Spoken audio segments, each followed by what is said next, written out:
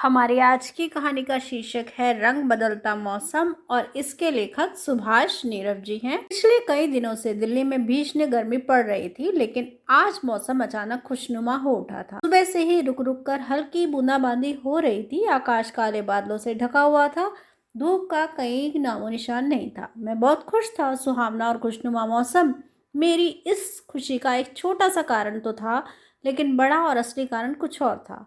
आज रंजना दिल्ली आ रही थी। फोन पर उसने बताया था कि वह इस रविवार को मसूरी एक्सप्रेस से दिल्ली आ रही है और उसे दिन शाम 4 बजे की ट्रेन लेकर कानपुर जाना है। बीच का समय वह मेरे साथ गुजारना चाहती है। उसने पूछा था, क्या तुम आओगे स्टेशन पर? कैसी बात करती हो रंजना, तुम बुलाओ और मैं ना आऊं, यह कैसे हो सकता है? फोन पर रंजना से बात होने के बाद मैं जैसे ही हवा में उड़ने लगा था। बीच का एक दिन मुझसे काटना कठिन हो गया था। शनिवार की रात बिस्तर पर करवटें बदलते ही बीती। करीब 4-1 बरस पहले रंजना से मेरी पहली मुलाकात दिल्ली में ही हुई थी, एक एग्जामिनेशन हॉल पर। हम दोनों एक नौकरी के लिए परीक्षा दे रहे थे। परीक्षा हॉल में हमारी सीटें साथ साथ थी। पहले दिन सरसरी तौर पर हुई हमारी बातचीत बढ़कर यहाँ तक पहुंची कि पूरे एग्जाम्स के दौरान हम एक साथ रहे। एक साथ हमने चाय पी, दोपहर का खाना भी मिलकर खाया। वह दिल्ली में अपने किसी रिश्तेदार के घर में ठहरी हुई थी। तीसरे दिन जब हमारा एग्जाम खत्म हुआ तो रंजना ने कहा था, मैं पेपर्स की थकान मिटाना चाहती हूँ, अब इसमें तुम मेरी मदद करो। वह कैसे? मैं दिल्ली अधिक घूमी नहीं हूँ। कल दिल्ली घूमना चाहती हूँ, परसों देहरादून लौट जाऊंगी। कहते हुए वह मेरे चेहरे की ओर कुछ पल देखती रही थी। मैं उसका आशय समझ गया था। उसके प्रस्ताव पर मैं खुश था, लेकिन एक भय मेरे भीतर कुलबुलाने लगा था। बेकारी के दिन थे। घर से दिल्ली में आकर एग्जाम्स देने और यहाँ 3 दिन ठहरने लायक ही पैसों का इंतजाम करके आया। मेरी जेब में बचे हुए पैसे मुझे रंजना के साथ पूरा दिन दिल्ली घूमने की इजाजत नहीं देते थे। दिल्ली तो मैं भी पहली बार आया हूँ। इस एग्जाम्स के सिलसिले में मैं घूमना तो चाहता हूँ, पर वो कुछ नहीं। कल हम दोनों दिल्ली घूमेंगे।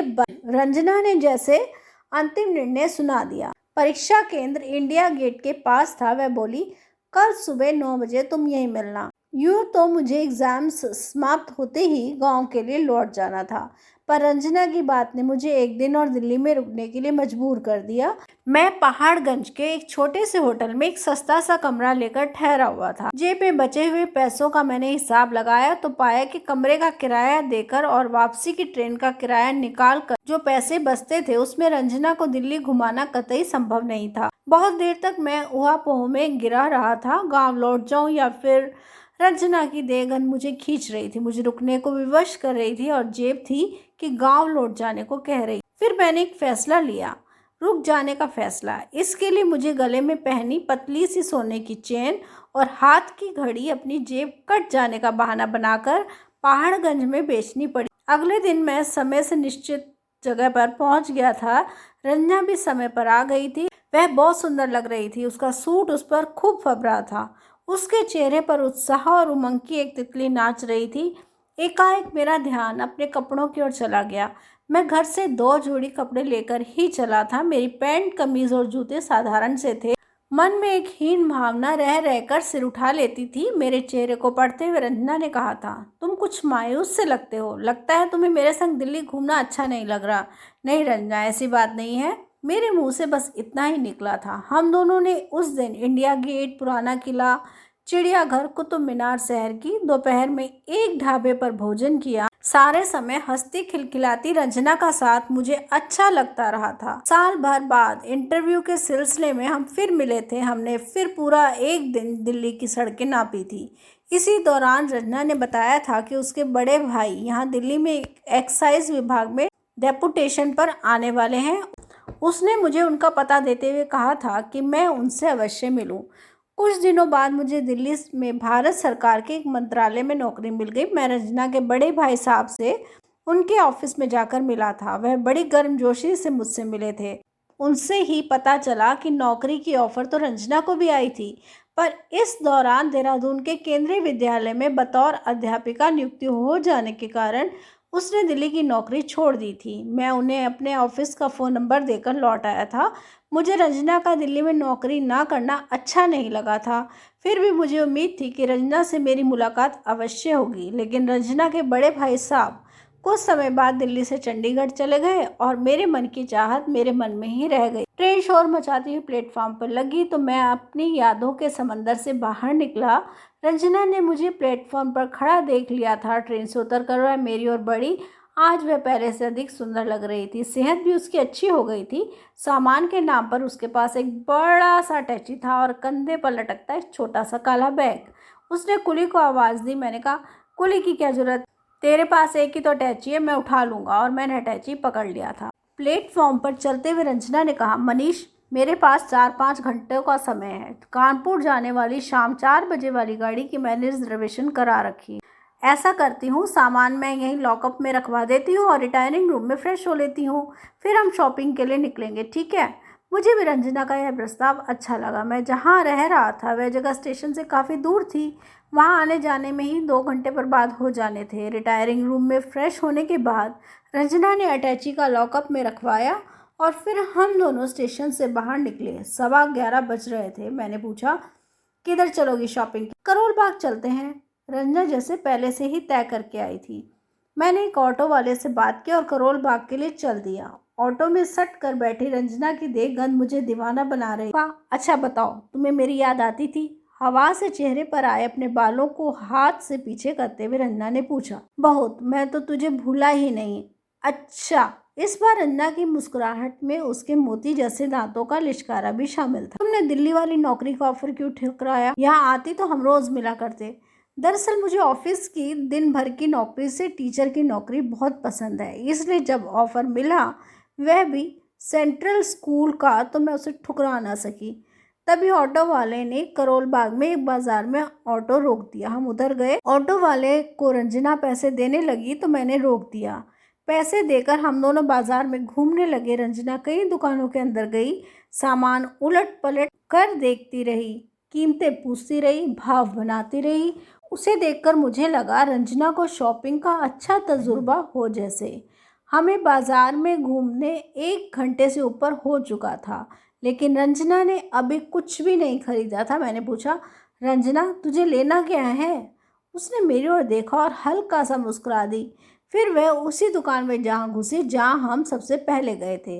वह कपड़ों की दुकान थी। काफ़ी देर बाद उसने 2 रेडीमेड सूट खरीदे। पैसे देने लगी तो मैंने उसे रोक दिया। थोड़ी ना नुकर के बाद वह मान गई। मैंने पैसे दिए और सूट वाले थैले पकड़ लिए। फिर वह एक और दुकान में गई और तुरंत ही बाहर निकल आई। वह मुझे बाजू से पकड़ खींचती हुई सी आगे बढ़ी और एक दूसरी दुकान में जा घुसी। उसने 2 साड़ियाँ पसंद की। इस बार उसने अपना बटुआ नहीं खोला। साड़ियाँ कीमती थी। मैंने पैसे अदा किए और दुकान से बाहर आ गया। बाहर निकलकर वह बोली, शॉपिंग करना कोई आसान काम नहीं है। फिर वह फुटपाथ पर लगी दुकानों पर झुमके, बालियां और नेल पॉलिश देखने लगी। पूरा बाजार घूमकर उसने 2-4 चीज़ें खरीदी। मैंने घड़ी की तरफ देखा, 2 बजने वाले थे। मनीष, मुझे जूती खरीदनी है। रंजना के कहने पर मैं उसे जूतियों वाले बाजार में ले गया। थैले उठाए मैं उसके पीछे पीछे एक दुकान से दूसरी, दूसरी से तीसरी और तीसरी से चौथी दुकान घूमता रहा। रंजना के संग घूमना हालांकि मुझे अच्छा लग रहा था, पर मैं एकांत में बैठकर उसके साथ बातें भी करना चाहता था। रंजना को लेकर जो स्वप्न मैंने देखे थे, उनके बारे में मैं उसे बताना चाहता था। मैंने सोचा था रंजना घंटा 1.5 घंटा शॉपिंग करेगी, फिर हम किसी रेस्टोरेंट में बैठकर लंच के साथ साथ कुछ बातें भी शेयर करेंगे।